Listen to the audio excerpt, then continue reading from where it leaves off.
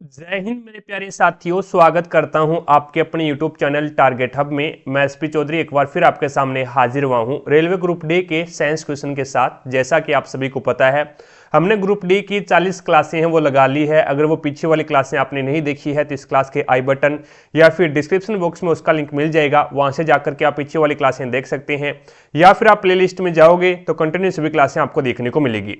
चलिए शुरू करते हैं आज का सेशन। और आज अपन इस क्लास में 8 सितंबर 2022 को जो दूसरी पारी में जो पेपर हुआ था उसमें जितने भी साइंस के क्वेश्चन पूछे गए हैं उन सभी का इस क्लास में सॉल्यूशन करने वाले हैं। तो बने रहेगा हमारे साथ। जिसने भी चैनल को सब्सक्राइब नहीं किया है तो चैनल को सब्सक्राइब करें, पास में लगे बेल आइकन को जरूर दबाएं ताकि अपन जैसे ही नेक्स्ट वीडियो लेके आए तो उसका नोटिफिकेशन सबसे पहले आपके पास पहुंचे और आप तुरंत उसका लाभ उठा सको। रही बात पीडीएफ की, पीडीएफ आपको टारगेट हब एप्लीकेशन पे मिलेगा। लिंक इसका डिस्क्रिप्शन बॉक्स में दे रखा है, तो वहां से जाकर के आप टारगेट हब एप्लीकेशन को डाउनलोड कीजिएगा और प्रत्येक क्लास की पीडीएफ और प्रीवियस ईयर के पेपर की पीडीएफ है वो आपको इसी एप्लीकेशन के माध्यम से मिलेगी। रही बात टेस्ट सीरीज की, तो हमने ग्रुप डी के लिए 2 तरह की टेस्ट सीरीज शुरू कर रखी है अभी, जिसमें आपको एक तो स्पेशल साइंस की टेस्ट सीरीज मिलेगी जिसमें आपको 1000+ क्वेश्चन देखने को मिलेंगे जो कि प्रीवियस ईयर के क्वेश्चन रहेंगे, और एक हमने ग्रुप डी की कंप्लीट टेस्ट सीरीज शुरू कर रखी है अभी, जिसके अंदर है वो आपको प्रत्येक टेस्ट में 100 क्वेश्चन देखने को मिलेंगे और प्रत्येक टेस्ट है वो प्रीवियस ईयर का पेपर रहेगा। तो अपनी तैयारी को बेहतर बनाने के लिए आप आज से ही टेस्ट सीरीज ज्वाइन कर सकते हैं। चलिए शुरू करते हैं आज का सेशन। और पहला क्वेश्चन देखो भी आज की क्लास का आपके सामने है इस प्रकार से। अब इसमें पूछा गया है भी समान मोटाई के क्रमशः L लंबाई और 5L लंबाई वाले 2 तार दिए गए हैं। ए और बी पर विचार कीजिए। यदि ए और बी के प्रतिरोध क्रमशः 1 ओम और 2.5 ओम है तो ए की प्रतिरोधकता और बी की प्रतिरोधकता का अनुपात आपको बताना है, क्या होगा।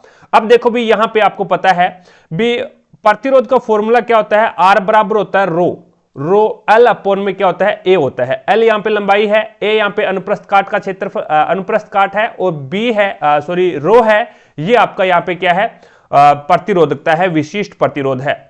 अब यहां पे आपको तो प्रतिरोधकता का अनुपात ज्ञात करना है, लेकिन इसने बोला भी समान मोटाई है, तो इसका मतलब आपका जो अनुप्रस्थ काट है वो यहां पे क्या हो जाएगा, नगण्य हो जाएगा भाई। वो यहां पे आपका क्या हो जाएगा, नगण्य हो जाएगा। एक प्रकार से समान मोटाई है, यानी मोटाई क्या होती है, अनुप्रस्थ काट का क्षेत्रफल होता है भी। अनुप्रस्थ काट का क्षेत्रफल ही क्या होता है, मोटाई होता है। तो इसका मतलब अनुप्रस्थ काट यानी ए से ए कट जाना है भी, ए से ए है वो कैंसिल हो जाएगा, यानी मोटाई समान है, तो इसका यहां पे अपन कांस्टेंट मानेंगे ए को, ठीक है। तो रो का फॉर्मूला क्या हो जाएगा, तो रो का फॉर्मूला हो जाएगा आपका रो बराबर क्या हो जाएगा, एल यहां पे गुणा में है, इधर जाएगा तो भाग में चला जाएगा, तो रो बराबर हो जाएगा आर अपॉन में क्या हो जाएगा भी एल हो जाएगा, आर अपॉन में एल। ये रो का प्रतिरोधकता का फॉर्मूला बन जाएगा यहां से। तो ये तार ए के लिए है और ये तार है वो बी के लिए है। तो रो बराबर क्या हो जाएगा, रो बराबर हो जाएगा आर अपॉन में एल, और यहां पे भी क्या हो जाएगा, रो बराबर आर अपॉन में क्या हो जाएगा भाई एल, ठीक है। ये फॉर्मूला लग गया। अब यहां पे मान रख दो। अब इसमें क्या है, पहले में एल लंबाई है और दूसरे में 5L लंबाई है, और पहले में प्रतिरोध कितना है भी 1 है और दूसरे में प्रतिरोध कितना है 2.5 है। तो यहां पे रो बराबर हो जाएगा 1 अपॉन में, और एल कितना है, लंबाई कितनी है, एल ही है, और यहां पे क्या हो जाएगा भी रो बराबर हो जाएगा आपके पास में आर कितना है, इसमें 2.5 है, 2.5, और यहां पे लंबाई कितनी है, 5L है, 5L है। ये क्या है, आपका प्रतिरोध है 1R, और यहां पे प्रतिरोध कितना है 2.5R है। अब देखो भी आर से RL से RL कैंसिल हो गया, ठीक है, L से L कैंसिल हो रहा, R से R कैंसिल हो जाएगा। अब 5 यहां पे क्या है, भाग में है, इधर आएगा तो गुणा में हो जाएगा, तो ये हो जाएगा आपके पास में अनुपात 5:2.5, 2.5। अब यहां से अपन क्या है, दशमलव हटाएंगे तो इसके नीचे 10 लगेगा, और इसके नीचे आएगा वो इधर गुणा में आ जाएगा भी। तो ये आपके पास में इस प्रकार से बन जाएगा। तो ये तार ए है, ये तार आपका बी है, तो 25 से कम 25, 25 2 50, तो ये हो जाएगा 1:2, 1:2 आ जाएगा। अब आपको पूछा गया है, तो अब आपको पूछा है तो ए की प्रतिरोधकता और बी की प्रतिरोधकता का अनुपात पूछा है भी, ए और बी की प्रतिरोधकता का अनुपात पूछा है। अब इसके अंदर है वो ए की प्रतिरोधकता और बी की प्रतिरोधकता का अनुपात पूछा, तो ये हो जाएगा ए अनुपात ए बटा बी, यानी ए अनुपात बी को ए बटा बी लिख सकते हैं, और ये आपके पास में 2/1, तो 2/1 को मैं क्या लिख सकता हूं, 2 ही लिखूंगा। तो इसमें आपका राइट आंसर क्या होगा, 3 नंबर ऑप्शन है वो बिल्कुल राइट आंसर हो जाएगा भी, ठीक है। आगे देखो भी नेक्स्ट आपके सामने है अगला क्वेश्चन। अब इसमें आपको बताना भी निम्नलिखित में से कौन सा उदासीनीकरण अभिक्रिया है। अब उदासीनीकरण अभिक्रिया होती कब है ये आपको पता होना चाहिए भी। उदासीनीकरण अभिक्रिया है वो अम्ल प्लस क्षार की अभिक्रिया, अम्ल प्लस क्षार की अभिक्रिया है वो करवाते हैं। तो क्या है उस अभिक्रिया को क्या बोलते हैं, उदासीनीकरण अभिक्रिया बोलते हैं, जिसमें क्या बनता है, लवण बनता है, लवण प्लस में जल बनता है भी, ये याद रखना। उदासीनीकरण अभिक्रिया में जब अम्ल और क्षार की अभिक्रिया करवाते हैं तो उसमें लवण और जल बनता है। तो यहां पे देखो भी NaOH, ये क्या है आपका NaOH है, ये प्रबल क्षार है यानी सोडियम हाइड्रोक्साइड है, और HCl यहां पे क्या है आपका, HCl है, ये आपका अम्ल है। तो अम्ल और क्षार की अभिक्रिया करवाने पर NaCl प्लस में जल बन रहा है, तो इसका मतलब क्या है, ये आपकी क्या है, उदासीनीकरण अभिक्रिया का एग्जाम्पल है भी, ये आपका उदासीनीकरण अभिक्रिया का एग्जाम्पल हो जाएगा। उसके बाद में यहां से देखो भी Fe लोहा है और CuSO4 यानी कॉपर सल्फेट के साथ में अभिक्रिया हो रही है। तो यहां पे कौन सी अभिक्रिया है, तो ये आपकी विस्थापन अभिक्रिया भी, ये आपकी विस्थापन अभिक्रिया, क्योंकि लोहा है वो कॉपर से क्या ज्यादा अभिक्रियाशील है, तो कॉपर को यहां से विस्थापित कर देगा, तो ये बन जाएगा FeSO4 प्लस में Cu। ठीक है, तो आगे देखो भी CuSO4 और BaCl2। अब इसके अंदर है वो, इसमें कौन सी अभिक्रिया है भी, तो यहां पे अभिकारकों का आदान प्रदान हो रहा है भी, अभिकारकों का क्या हो रहा है, आदान प्रदान हो रहा है। तो इसमें क्या है, द्वि विस्थापन अभिक्रिया, ये द्वि विस्थापन अभिक्रिया है, जहां पे अभिकारकों का आदान प्रदान हो वहां पे क्या होता है, द्वि विस्थापन अभिक्रिया है। तो सल्फेट है वो बेरियम के साथ में चला गया और क्लोरीन है ये कॉपर के साथ में आ जाएगा, तो ये बन जाएगा BaSO4 यानी बेरियम सल्फेट बन जाएगा, और CuCl2 यानी ये आपका कॉपर क्लोराइड बन जाएगा, ये कॉपर क्लोराइड बन जाएगा। और ये यहां पे BaSO4 यानी बेरियम सल्फेट है वो अवक्षेप है, यानी ये सॉलिड अवस्था में है, जल में घुलनशील नहीं है भी, ये एक प्रकार से अवक्षेपण अभिक्रिया भी है और द्वि विस्थापन अभिक्रिया भी है। ठीक है, और यहां पे कौन सी है, तो ये विस्थापन अभिक्रिया भी, ये आपकी कौन सी अभिक्रिया है, विस्थापन अभिक्रिया, क्योंकि इसमें जिंक है वो ज्यादा अभिक्रियाशील है कॉपर से, तो कॉपर को यहां से हटा देगा और ZnSO4 बन जाएगा, जिंक सल्फेट बन जाएगा, और कॉपर है वो अलग हो जाएगा। तो यहां पे आपका राइट आंसर क्या हो जाएगा, 1 नंबर ऑप्शन है वो बिल्कुल राइट आंसर हो जाएगा भाई। आगे देखो नेक्स्ट आपके सामने है अगला क्वेश्चन। अब अगले क्वेश्चन में बोला है भी डीसी जनरेटर किस सिद्धांत पर कार्य करता है, चाहे वो एसी जनरेटर हो चाहे वो डीसी जनरेटर हो, ये विद्युत चुंबकीय प्रेरण के सिद्धांत के ऊपर कार्य करते हैं भी, विद्युत चुंबकीय प्रेरण के सिद्धांत पर कार्य करते हैं। यानी इलेक्ट्रोमैग्नेटिक फोर्स उत्पन्न होता है जिसके कारण है वो धारा उत्पन्न होती है, और धारा उत्पन्न होना ही क्या कहलाता है, विद्युत चुंबकीय प्रेरण के सिद्धांत पर धारा उत्पन्न करते हैं। ये ट्रांसफार्मर है, विद्युत मोटर है, डीसी जनरेटर है, एसी जनरेटर है, तो ये किस सिद्धांत पर कार्य करते हैं, तो ये विद्युत चुंबकीय प्रेरण के सिद्धांत पर कार्य करते हैं। तो आपका राइट आंसर होगा 3 नंबर ऑप्शन। आगे देखो भी नेक्स्ट आपके सामने है, अब इसमें बताना भी दो एक समान प्रतिरोध है, 6 वोल्टेज की बैटरी के साथ समांतर क्रम में संयोजित है, परिपथ में क्षय हुई कुल शक्ति 12 वाट है, तो प्रत्येक प्रतिरोध में धारा आपको बतानी है कितनी होगी। अब यहां पे देखो भी अपन पहले है वो तुल्य धारा निकाल लेते हैं भी। ठीक है, अपन टोटल धारा निकाल लेते हैं, तो टोटल धारा निकालेंगे तो आपको पता है भी एक तो आपको शक्ति दे रखी है और एक आपको वाट दे रखा है। ठीक है, एक तो आपको वाट दे रखा है, शक्ति दे रखी है, और एक आपको विभवांतर दे रखा है, वोल्टेज दे रखा है। तो P बराबर क्या होता है, VI होता है भी, ये फॉर्मूला होता है शक्ति का। अब यहां से आपको I निकाल लेना है, I बराबर क्या हो जाए, P यहाँ पे गुणा में इधर जाएगा तो भाग में चला जाएगा, तो I बराबर हो जाए P अपॉन में V। ठीक है, P अपॉन में V, तो आपका I बराबर I कितना निकल के आएगा, तो P आपका 12 है और V आपका 6 है, तो 6 एकम 6 6 2 12, तो यहां पे 2 एम्पियर है वो आपकी टोटल धारा आ जाएगी। अब मैंने आपको बताया था भी जब समांतर क्रम में जुड़े होते हैं ना, जब समांतर क्रम में प्रतिरोध जुड़े होते हैं तो उसमें क्या होती है, आपकी I चेंज होती है भी, I है वो चेंज होती है, वो प्रतिरोध के अकॉर्डिंग होती है भी। प्रतिरोध जितना ज्यादा बड़ा है, जितना प्रतिरोध के अकॉर्डिंग होगा भी, बड़ा होगा उसमें ज्यादा धारा है, कम है उसमें कम धारा है। ठीक है, और V है वो यहाँ पे क्या होता है, समांतर क्रम के अंदर सेम होता है भी, V प्रत्येक प्रतिरोध के अंदर सेम रहता है। लेकिन इसमें एक कंडीशन दे दी, एक समान प्रतिरोध है भी, दोनों समान प्रतिरोध है, दोनों समान प्रतिरोध है, तो उसके अंदर है वो धारा है वो समान ही हो जाएगी फिर। ठीक है, तो प्रत्येक के अंदर है वो कितनी धारा होगी, तो 1 एम्पियर धारा हो जाएगी प्रत्येक के अंदर। तो इसने प्रत्येक प्रतिरोध के अंदर धारा पूछी है, तो 1 एम्पियर हो जाएगी, जो कि आपका राइट आंसर होगा 4 नंबर ऑप्शन। यानी इसमें क्या है, आपका जो प्रतिरोध है वो क्या है, समान है भी, दोनों प्रतिरोध समान है। ठीक है, आगे देखो भी नेक्स्ट आपके सामने है अगला क्वेश्चन, इसमें से कौन सा पुष्प का मादा जनन अंग है, तो पुष्प का मादा जनन अंग कौन सा होता है, स्त्री केशर है ये पुष्प का मादा जनन अंग है, और पुंकेसर होता है ना, ये पुष्प का नर जनन अंग है। नर जनन अंग कौन सा है? पुंकेसर। और स्त्री केसर है, ये मादा जनन अंग है पुष्प का। तो यहां पे आपका राइट आंसर क्या हो जाएगा? 1 नंबर ऑप्शन है वो बिल्कुल राइट आंसर हो जाएगा। आगे देखो भी, नेक्स्ट आपके सामने है। अभी इसके अंदर आपको पूछा भी, the compound contain 5 carbon atoms with the general formula CnH2n+2। तो कौन होगा भी? यानी जिसके अंदर 5 कार्बन हो और इस फॉर्मूले की सहायता से एटम बना हो, यौगिक बना हो, तो उससे क्या बोलेंगे? तो आपको पता है भी, एक होता है एल्केन, एक होता है एल्किन और एक होता है एल्काइन। ठीक है, एक होता है एल्काइन। एल्केन का फॉर्मूला होता है CnH2n+2। एल्किन का फॉर्मूला होता है CnH2n और एल्काइन का फॉर्मूला होता है CnH2n-2। चीजें समझे क्या आप? अब इसके अंदर कार्बन 5 होने चाहिए, तो इसके अकॉर्डिंग है वो आपको फॉर्मूला बनाना है। तो इसके अकॉर्डिंग फॉर्मूला बनेगा तो ये C5 हो जाएगा और 5 2 10 और +2, तो ये हो जाएगा H12 हो जाएगा।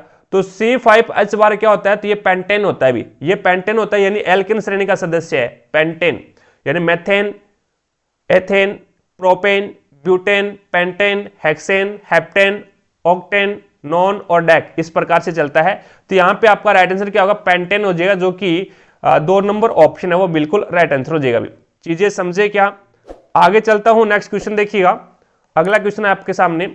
अब इसमें बताना 20 सेंटीमीटर फोकस दूरी वाले 20 सेंटीमीटर फोकस दूरी वाले एक अपसारी दर्पण वस्तु के आकार के 1/3 आकार का प्रतिबिंब निर्मित करता है। तो वस्तु दर्पण से कितनी दूरी पर रखी होगी, ये आपको ज्ञात करना है। वस्तु दर्पण से, तो इसका मतलब U आपको ज्ञात करना है भी। ठीक है, अब यहां पे बढ़िया लेवल का क्वेश्चन है भी। अब आपको पता है भी, मैग्निफिकेशन आपको यहां पे दे क्या रखा है? वस्तु के आकार के 1/3 आकार का प्रतिबिंब निर्मित करता है। तो इसका मतलब क्या हो गया? मैग्निफिकेशन आपको कितना दे दिया? मैग्निफिकेशन का मान है वो 1/2 दे दिया, यानी आवर्धन आपको 1/1 बनाता है तो 1/3 दे दिया। आवर्धन आपको कितना दे दिया? 1/3 दे दिया यहां से। अब मैग्निफिकेशन का फॉर्मूला, आवर्धन का फॉर्मूला होता है m बराबर होता है -v/u, -v/u होता है। तो m का मान आपको यहां पे दे रखा है, कितना दे रखा है? 1/3 दे रखा है भी, 1/3 है वो m का मान दे रखा है, और बराबर में माइनस का v, और u का जो मान रखोगे आप, u का जो मान रखोगे वो क्या रखोगे भी? u का मान है वो आपका माइनस में आएगा भी। वस्तु है वो बाईं ओर रखी जाती है, तो u का भी मान क्या है? माइनस है। तो यहां से माइनस से माइनस कट गया। अब इसमें से आपको क्या है? u बराबर क्या हो जाएगा? ये u बराबर आपके पास में क्या हो जाएगा? u इधर चला जाएगा और v इधर चला जाएगा। तो u बराबर है वो आपके पास में हो जाएगा 3v। u बराबर यहां से क्या आ गया? आपका 3v आ गया। ठीक है, और v का मान निकाल लो। आपको ज्ञात क्या करना है? आपको ज्ञात करना है वस्तु से दर्पण की दूरी, यानी u ज्ञात करना है। तो u तो आपको एज इट इज रखना पड़ेगा भी। तो आप यहां से v का मान निकाल लो। v का मान निकालोगे ना, तो v बराबर क्या हो जाएगा आपके पास में? तो ये 3 यहाँ पे गुणा में है, इधर जाएगा तो भाग में हो जाएगा। तो v बराबर हो जाएगा u/3। v का मान कितना आ गया? u/3 आ गया। ठीक है, तो अब दर्पण फॉर्मूला लगा दो। 1/f बराबर क्या होता है? 1/v प्लस में 1/u, ये फॉर्मूला होता है। अब फोकस दूरी तो आपको कितनी दे रखी है? फोकस दूरी है वो 20 सेंटीमीटर दे दी, फोकस दूरी 20 सेंटीमीटर दे दी, तो ये हो जाएगा 1/20। ठीक है, बराबर में v का मान कितना है आपके पास में? v का मान है u/3। तो यहाँ पे 1 और u यहाँ पे आ जाएगा, और 3 है वो इसके नीचे है तो वो ऊपर आ जाएगा भाई, यहाँ पे रख देते हैं 3। ठीक है, 3 है वो यहाँ पे आ जाएगा। और उसके बाद में जो आपकी वस्तु रखी जाती है वो दर्पण के सामने रखी जाती है, और दर्पण का सामने का मतलब यानी दर्पण के बाईं ओर, और बाईं ओर सारी की सारी दूरी है वो नेगेटिव कैलकुलेट करेंगे। तो यहां पे u का मान क्या आ जाएगा? 1/u ही आ जाएगा भाई। u का मान तो आपके पास में है नहीं, याद करना है, तो 1/u आ जाएगा। अब यहां से आपके पास में एलसीएम कितना आ गया भाई? नीचे एलसीएम आ गया आपके पास में u, दोनों में u है, तो ये हो जाएगा 3, और यहां पे माइनस का 1 आ गया, और बराबर में क्या है भी आपके पास में 1/20 फोकस दूरी दे रखी है। अब देखो भी 3 में से 1 जाएगा, 3 में से आपका 1 जाएगा तो कितना बचेगा भी? 3 में से आपका 1 जाएगा तो ये आपके पास में बचेगा 2 बचेगा। और u बराबर क्या हो जाएगा, फिर u इधर चला जाएगा आपका और 20 है वो इधर आ जाएगा। तो ये यहां से वज्र गुणा करवा दिया अपन ने, वज्र गुणा करा दिया तो u बराबर क्या आ जाएगा आपके पास में, u बराबर आपके पास में आ जाएगा 20। अब 20 2 40, यानी 3 में से 1 जाएगा तो 2 बचेगा और 20 2 40, तो यहां पे u बराबर आ जाएगा आपके पास में 40। u बराबर क्या आ जाएगा भाई, 40 आ जाएगा। और u क्या है, वस्तु की दूरी है। तो आपको पता है अब u यहां पे क्या है, नेगेटिव में नहीं आया, u है वो यहां पे नेगेटिव में नहीं आया, तो ये आपको पता है भी u है वो वस्तु की दूरी होती है और वस्तु है वो आपका बाईं ओर रखी गई है और वस्तु की दूरी बाईं ओर है वो अपन नेगेटिव कैलकुलेट करते हैं। तो इसका मतलब यहां पे क्या आ जाएगा, माइनस का 40 आ जाएगा भाई, माइनस का 40 आ जाएगा, जो कि आपका राइट आंसर क्या हो जाएगा, 4 नंबर ऑप्शन है वो बिल्कुल राइट आंसर हो जाएगा। अगला क्वेश्चन देखो भी, नेक्स्ट आपके सामने है। अब इसमें बताना भी श्वसन की प्रक्रिया के दौरान ग्लूकोज के एक अणु के साथ ऑक्सीजन के कितने अणु जुड़ते हैं भी। तो ग्लूकोज की श्वसन की प्रक्रिया के दौरान तो C6H12O6, अब इसके अंदर है वो ग्लूकोज के एक अणु के साथ में ऑक्सीजन के कितने अणु जुड़ते हैं। तो ऑक्सीजन के 6 अणु जुड़ेंगे भी यहाँ पे, ठीक है, 6O2 और ये बन जाएगा आपके पास में, श्वसन की क्रिया होगी इस प्रकार से, C6 आपके पास में ये बनेगा CO2 प्लस में H2O और प्लस में ATP के रूप में हमें ऊर्जा मिल जाएगी। अब इस समीकरण को संतुलित कर लेना है। इन श्वसन की प्रक्रिया के दौरान है वो ग्लूकोज के एक अणु के साथ में ऑक्सीजन के कितने अणु जुड़ते हैं। तो ऑक्सीजन के 6 अणु जुड़ते हैं भी।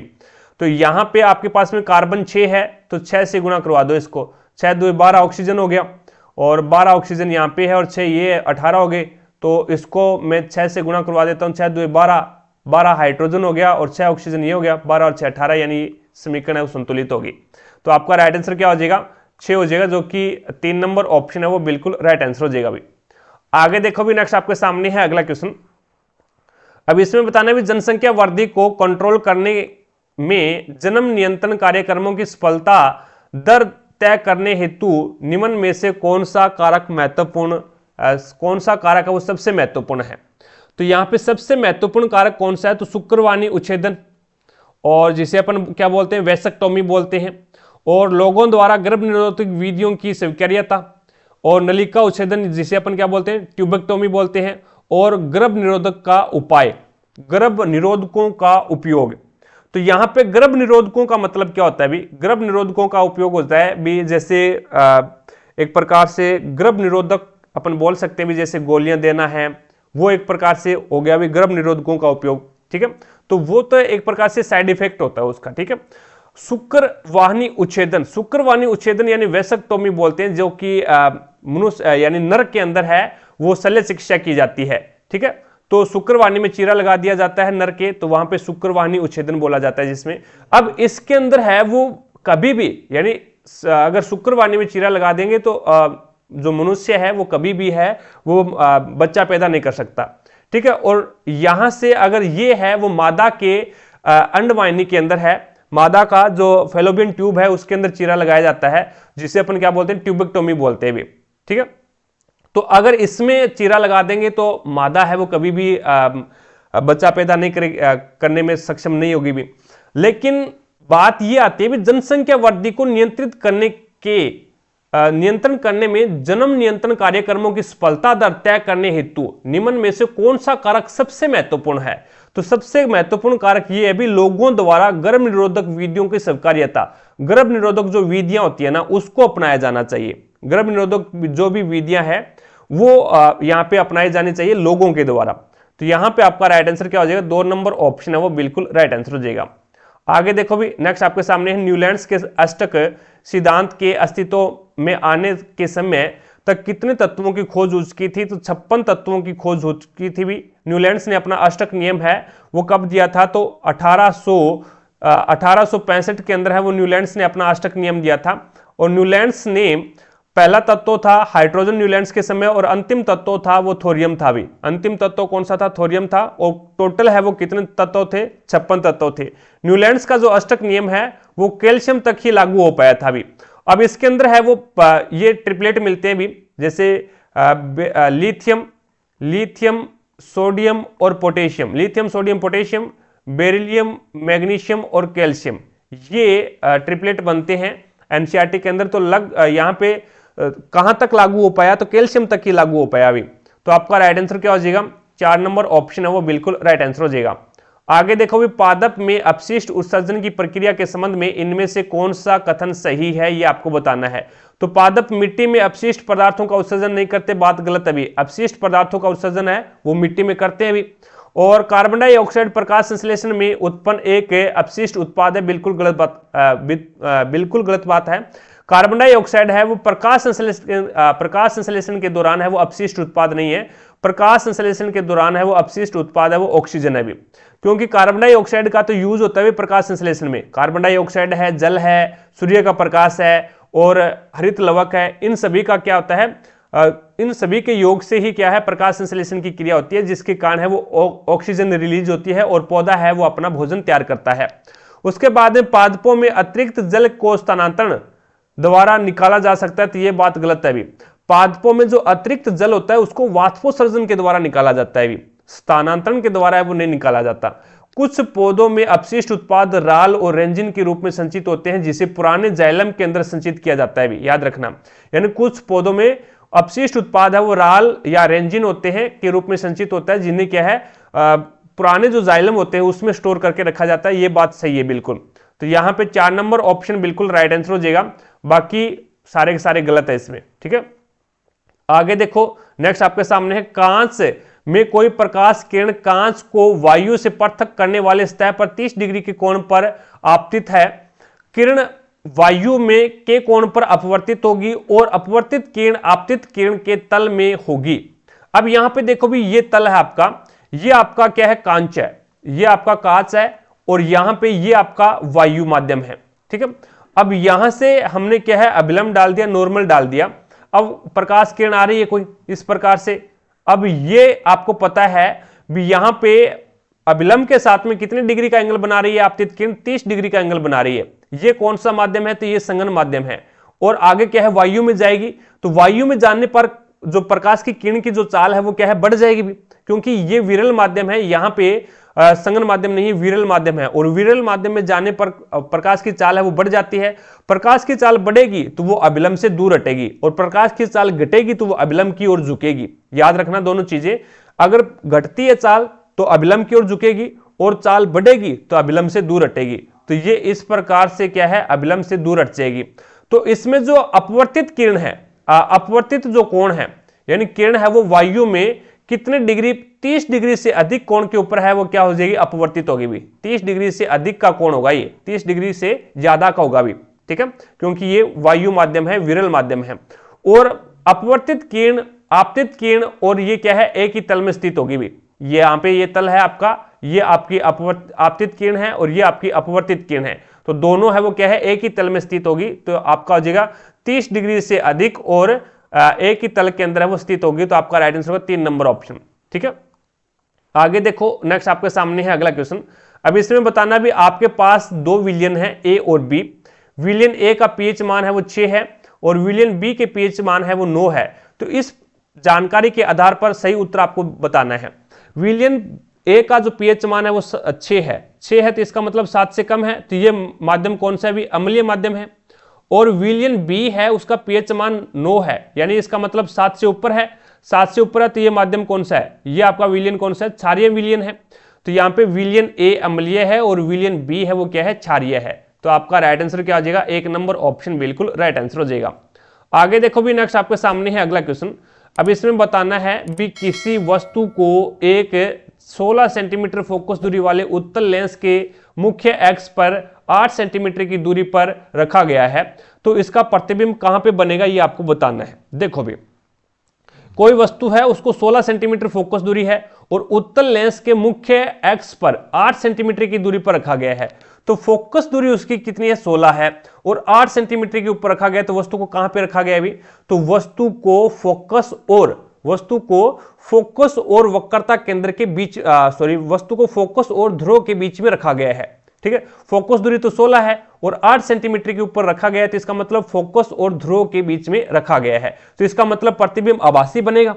प्रतिबिंब आभासी बनेगा तो उत्तल लेंस है, इस प्रकार से आपका ये क्या है, उत्तल लेंस है, और यहां पे ये आपका मुख्य एक्स हो जाएगा, और यहां पे वस्तु को रखा गया है। तो यहां पे वस्तु को रखा गया तो इसका मतलब जब उत्तल लेंस अपना आभासी प्रतिबिंब बनाता है तो वो किस साइड में बनाता है अभी ये देख लेना आप। आभासी प्रतिबिंब, इसका जो वास्तविक प्रतिबिंब बनेगा ना, उत्तल लेंस का वास्तविक प्रतिबिंब बनेगा वो उत्तल लेंस के पीछे बनता है। अभी लेंस के अंदर है वो पीछे बनता है, और इसका आभासी प्रतिबिंब बनता है वो कहां पे बनता है, तो इसका आभासी प्रतिबिंब इसके सामने ही बनता है। तो इसके सामने बनता है तो इसका मतलब बाईं ओर बना है, बाईं ओर सारी की सारी दूरियां वो कैलकुलेट करेंगे अपन नेगेटिव में। तो यहां पे लेस फॉर्मूला लगा दो आप, 1/f बराबर क्या होता है, 1/v माइनस में 1/u। आपको ज्ञात क्या करना है, प्रतिबिंब की दूरी ज्ञात करनी है। तो इस u को दूसरी साइड में भेज दोगे तो ये प्लस का हो जाएगा, तो ये आपके पास में बनेगा 1/v बराबर क्या हो जाएगा, 1/f प्लस में 1/u।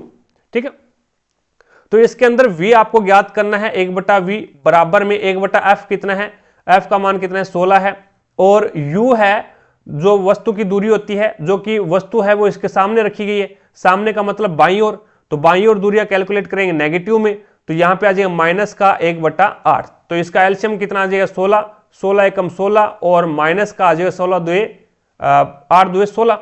तो यहां से आपके पास में 1/v का मान कितना आ गया, माइनस का 16 आ गया। अभी 1/v का मान है वो 1/v का मान है वो 1/16 माइनस का।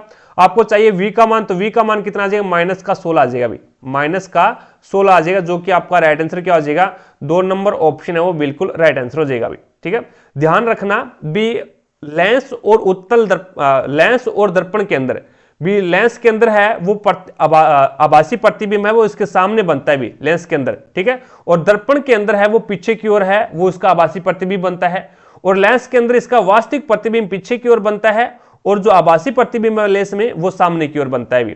ठीक है, आगे देखो, नेक्स्ट आपके सामने है, किसी क्षण चुंबक के कारण उत्पन्न चुंबकीय क्षेत्र से उत्पन्न चुंबकीय क्षेत्र से संबंधित निम्न कथनों पर विचार कीजिए। क्षण चुंबक के अंदर कोई क्षेत्र नहीं होता, बात गलत है। क्षण चुंबक के अंदर है वो क्षेत्र होता है, भी क्यों नहीं होता, क्षण चुंबक के अंदर है वो समान क्षेत्र होता है, भी समान चुंबकीय क्षेत्र होता है क्षण चुंबक के अंदर, इस प्रकार से होता है। तो ये नॉर्थ हो गया और ये साउथ हो गया, तो क्षण चुंबक के अंदर है वो साउथ से नॉर्थ की ओर है वो रेखाएं गमन करती है भी इस प्रकार से। तो इसके अंदर है वो समान चुंबकीय क्षेत्र होता है भी। ठीक है, ये बोलता है भी कोई क्षेत्र नहीं होता। क्षण चुंबक के अंदर क्षेत्र रेखाएं की दिशा उत्तरी ध्रुव से दक्षिण ध्रुव की ओर होती है, नहीं होती, दक्षिण से उत्तर की ओर होती है, उत्तर से दक्षिण की ओर नहीं होती भी। ये बोल रहा है भी उत्तरी ध्रुव से दक्षिण ध्रुव की ओर होती है, उत्तरी ध्रुव से दक्षिणी ध्रुव की ओर है वो बाहर वाली साइड में होती है भी, अंदर नहीं होती। बाहर वाली साइड में क्या होती है, उत्तरी ध्रुव से दक्षिणी ध्रुव की ओर होती है इस प्रकार से, लेकिन अंदर क्या होती है, दक्षिणी ध्रुव से उत्तर की ओर होती है। तो दोनों की दोनों स्टेटमेंट इसमें गलत है भी। कौन सा कथन सही है, तो न तो फर्स्ट और न ही सेकंड, कोई भी सही नहीं है इसमें। तो आपका राइट आंसर क्या होगा, 2 नंबर ऑप्शन बिल्कुल राइट आंसर हो जाएगा। आगे देखो, नेक्स्ट आपके सामने है, अब इसके अंदर आपको बताना है the succeeding members of alkene homologous series different by the formula unit. यानी होमोलॉगस एल्केन जो श्रेणी है, एल्केन जो श्रेणी है, इस श्रेणी के अंदर है वो आपको बताना है भी, जो समजातीय श्रेणी होती है भी ये, और इसके अंदर कितने का डिफरेंट होता है भी, कितने का डिफरेंट होता है प्रत्येक यूनिट के अंदर, प्रत्येक के मेंबर्स के अंदर। तो यहां से अपन देखो, पहला फॉर्मूला, पहला आपका सदस्य होता है एल्केन में मेथेन, ये होता है CH4, फिर आता है एथेन C2H6, फिर आता है आपका प्रोपेन C3H8, फिर आता है ब्यूटेन C4H10, फिर आता है आपका ये आ गया ब्यूटेन पेंटेन C5H12। अब इसके अंदर प्रत्येक के अंदर है वो देख लो कितने का अंतर आ रहा है। यहां पे 1 कार्बन है और यहां पे 2 कार्बन है, तो कितने कार्बन का अंतर आ गया, 1 का। यहां पे 4 हाइड्रोजन और यहां पे 6 हाइड्रोजन, कितने हाइड्रोजन का अंतर आ गया, CH2 का। ठीक है, इसी प्रकार से यहां पे देख लो भी, यहां पे 2 है और यहां पे 3 कार्बन है, तो 1 कार्बन का अंतर। यहां पे 6 हाइड्रोजन है और यहां पे 8 हाइड्रोजन है, तो 2 हाइड्रोजन का अंतर। तो प्रत्येक कंडीशन के अंदर है वो CH2 का ही अंतर मिलेगा भी, CH2 का ही अंतर मिलेगा। तो यहां पे आपका राइट आंसर क्या हो जाएगा, 2 नंबर ऑप्शन है वो बिल्कुल राइट आंसर हो जाएगा भी। आगे देखो, नेक्स्ट आपके सामने है, मुख्य एक्स के निकट समानांतर किरणों का एक पुंज उत्तल लेंस पर आपतित होता है, तो किस बिंदु पर अपसृत होगा ये आपको बताना है। तो उत्तल लेंस के ऊपर अपसृत होता है, इस प्रकार से आ रहा है, ये आपका उत्तल लेंस होता है इस प्रकार से, ठीक है।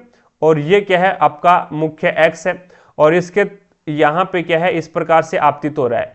तो इसका मतलब निकट समानांतर किरणों का एक पुंज, समानांतर किरणों का पुंज हो गया। तो इसका मतलब क्या हो गया, भी आपके जो ऑब्जेक्ट आपका वो अनंत के ऊपर है। और आपको पता है भी लेंस के अंदर, उत्तल लेंस के अंदर जब ऑब्जेक्ट लेंस अनंत के ऊपर हो तो उसका प्रतिबिंब है वो फोकस के ऊपर बनता है भी। उसका प्रतिबिंब कहां पे बनेगा, फोकस के, मुख्य फोकस के ऊपर बनता है। तो आपका राइट आंसर क्या हो जाएगा, वो हो जाएगा फोकस के ऊपर।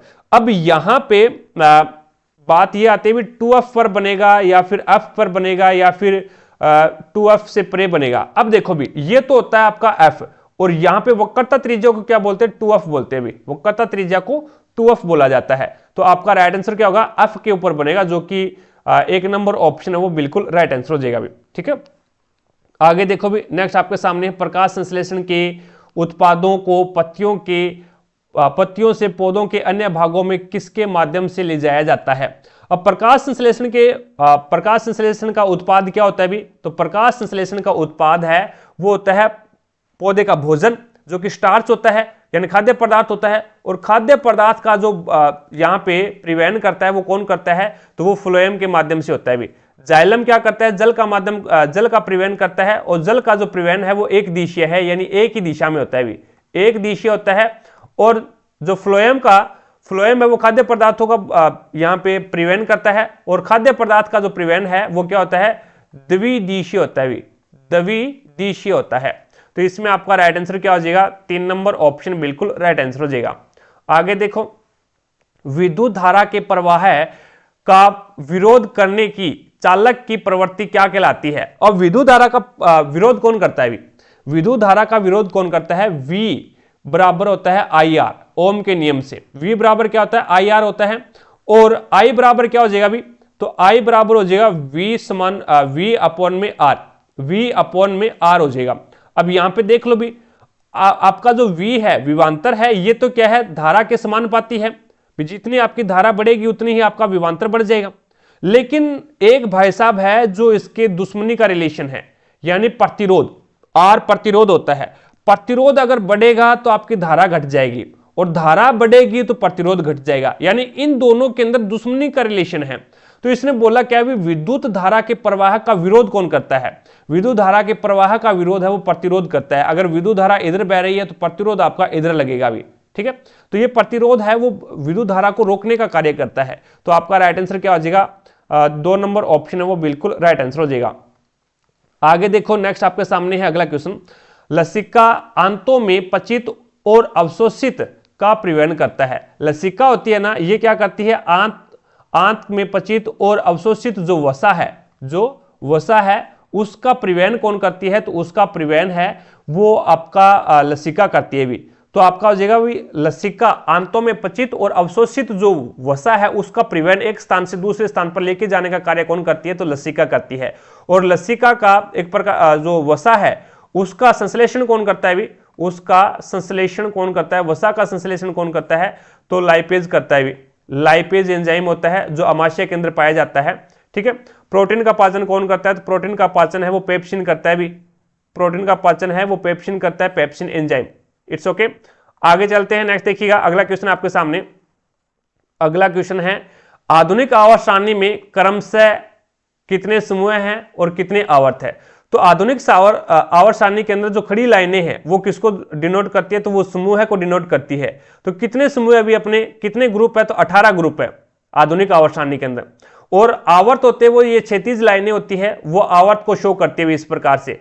तो आधुनिक आवर्त सारणी में कितनी आवर्त है, तो 7 आवर्त है भी। आधुनिक आवर्त सारणी का पिता किसे कहा जाता है, तो मोजले को कहा जाता है। मोजले भाई साहब ने 1913 के अंदर है वो अपना आवर्त नियम दिया था भी, परमाणु क्रमांक के आधार पर, परमाणु क्रमांक के आधार पर है वो अपना आवर्त दिया था, किसने, मोजले ने, ठीक है। उससे पहले परमाणु द्रव्यमान चल रहा था। तो 18 और 7 हो जाएगा, जो कि आपका 1 नंबर ऑप्शन बिल्कुल राइट आंसर हो जाएगा। अगला देखो भी, इनमें से कौन सा जैव निम्नकरणीय पदार्थ है। जैव निम्नकरणीय पदार्थ का मतलब समझते हो क्या आप, एक तो होता है अजैव निम्नकरणीय। अजैव निम्नकरणीय के अंतर्गत कौन आता है, आपका ये औद्योगिक अपशिष्ट आ जाता है, रसायन आ जाता है, प्लास्टिक आ जाता है, रबर आ जाता है, रबड़, ये क्या आते हैं, अजैव निम्नकणीय के अंतर्गत आते हैं जो पर्यावरण को नुकसान पहुंचाते हैं। जैव निम्नकणीय कौन सा आ जाता है, जैसे कागज और कपास हो गया, कागज और कपास है, ये जैव निम्नकणीय है। और यहाँ पे अगर अपन बात करें तो ये रसोई घर का जो अपशिष्ट है, जिससे खाद्य पदार्थ, जिससे यहाँ पे खाद्य उर्वरक बनाया जाता है, ठीक है, सॉरी उर्वरक बनाया जाता है, खाद बनाई जाती है। तो जैसे केले का छिलका हो गया, तो वो भी जैव निम्नकणीय है। तो यहाँ पे आपका 4 नंबर ऑप्शन बिल्कुल राइट आंसर हो जाएगा। आगे देखो भी, नेक्स्ट आपके सामने है। अब इसके अंदर आपको बताना है भी, जब चूना पत्थर का एक टुकड़ा तनु अच्छेल के साथ में अपक्रिया करता है तो एक गैस उत्पन्न होती है। जब इस गैस एक्स को पानी से गुजारा जाता है तो एक सफेद अवक्षेप वाई बनता है। गैस एक्स की अधिक मात्रा गुजारे जाने पर एक सफेद अवक्षेप घुल जाता है, जिससे एक विलय यौगिक Z बनता है। तो X, Y और Z क्रम से क्या होंगे। अब देखो भी, यानी यहां पे चूना पत्थर है CaCO3।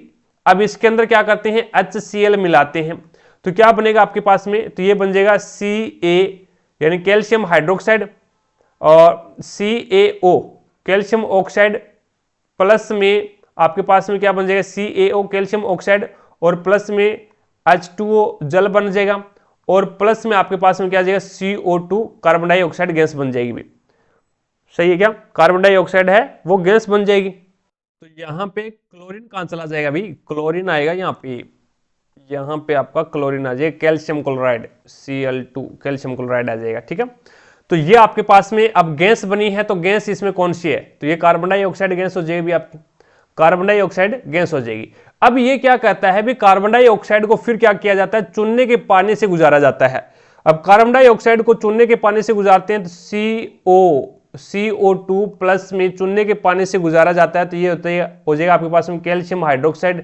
ये आपका चूने का पानी है, बुझा हुआ चूना, ठीक है, और इसमें से गुजारा जाता है तो एक सफेद अवक्षेप Y बनता है। सफेद अवक्षेप कौन सा आ जाएगा, तो CaCO3 यानी संगमरमर, CaCO3 चूना पत्थर, प्लस में आपके पास में क्या बन जाएगा H2O जल बन जाएगा।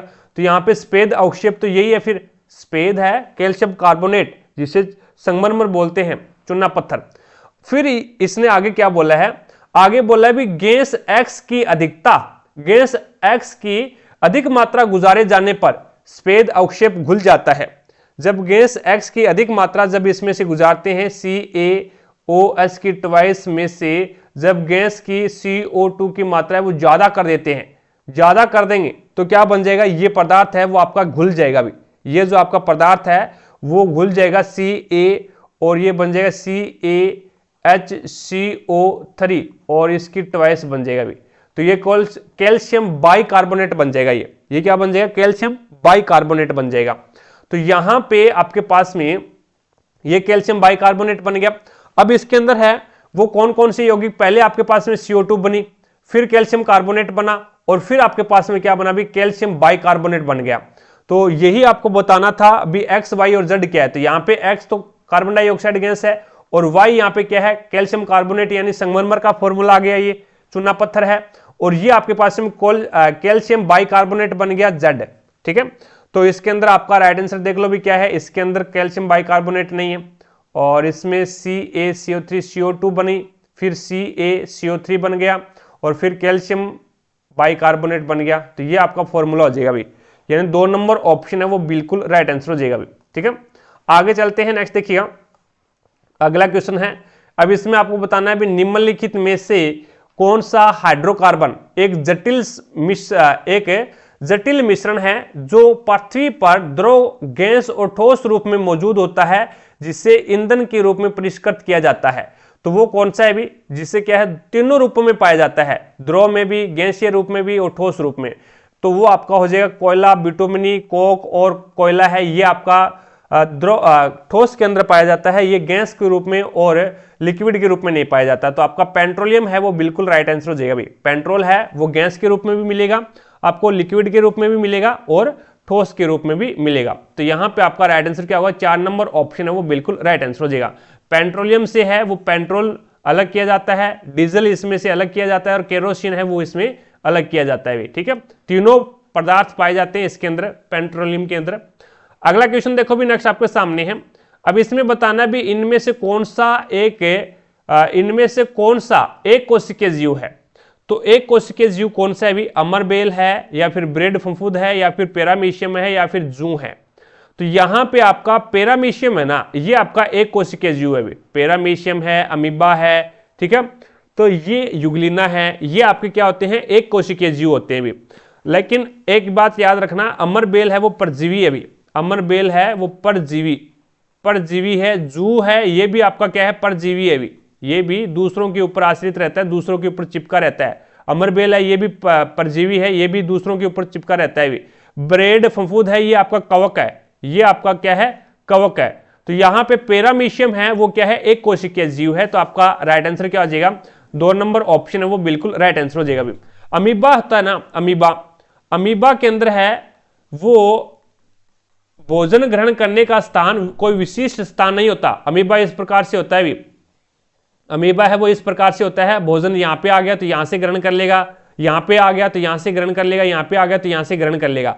अमीबा के अंदर है वो कोई विशिष्ट स्थान नहीं होता। लेकिन याद रखना ये क्वेश्चन पूछा गया है ग्रुप डी के अंदर भी, ऐसा कौन सा जीव है जिसके अंदर यहां पे भोजन ग्रहण करने के लिए एक विशिष्ट स्थान होता है और एक कोशिकीय होता है। तो वो पैरामीशियम है भी, पैरामीशियम के अंदर है वो भोजन ग्रहण करने के लिए विशिष्ट स्थान होता है, वो वहीं से भोजन ग्रहण करेगा भी। लेकिन अमीबा भाई साहब है ना, ये इसके सामने कहीं पे भी भोजन आ जाओ, ये क्या है, वहीं से भी भोजन है वो अपने अंदर है वो ग्रहण कर लेंगे।